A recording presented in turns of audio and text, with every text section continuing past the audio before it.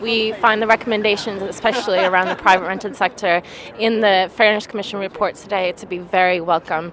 Not only does it address the fact that the affordability crisis that could very well end the sort of prosperity of this great city, but they're also looking at the bringing up standards in professional management and the conditions, and also security of tenure. So if Londoners don't know where they're going to live in the next 6 months, or their landlord or their letting agent is seeking to rip them off, or not doing their responsibility to make sure that they have a safe, affordable home, then we really need a city where everybody that makes this city tick can go home and feel like it's their own castle.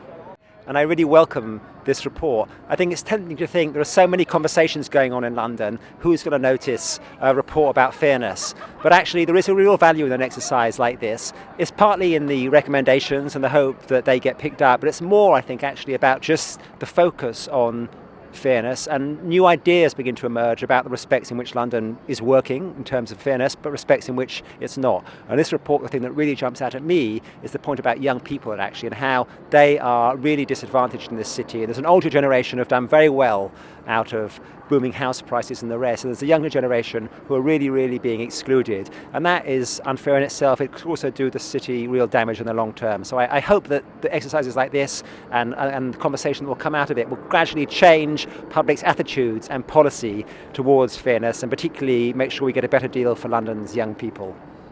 All about bringing young people together so that we can have a voice, and it's opportunities like that London Fairness Commission offers that gives young people that platform to have their voices heard.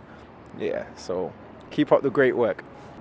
I'm really enthused about today because I see the potential for this report to create change, and particularly to affect communities that are affected by social disadvantage, social inequality, and to address some of the needs around crime and poverty and youths affected by crimes, be they victims, but also those who are causing crime. And I think it was good that we had the mayoral candidates here today who were giving us their vision for London.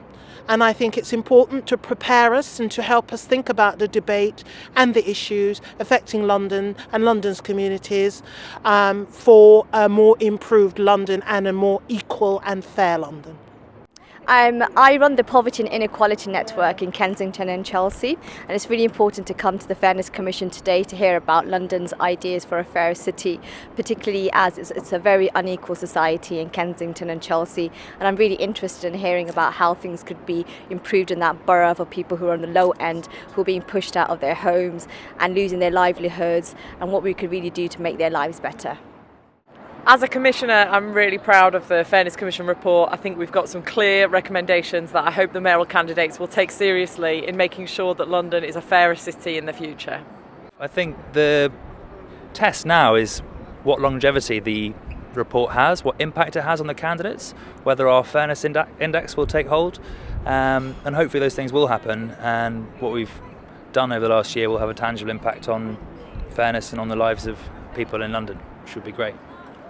Well, I think the Commission practiced what it preaches in the way it arrived at its report, through inviting participation at a very early stage and asking all sorts of different Londoners what their views on fairness, what would make London a fair city. I thought that was very good. But what everybody says at those events, every single event, they said, so okay, what happens next?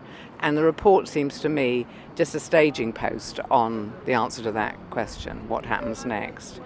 And I would very much hope that what happens next is a much bigger and broader and serious attempt at provoking democratic participation in London. Because that's a key part. Getting people really involved and engaged is a key part to making London a better city.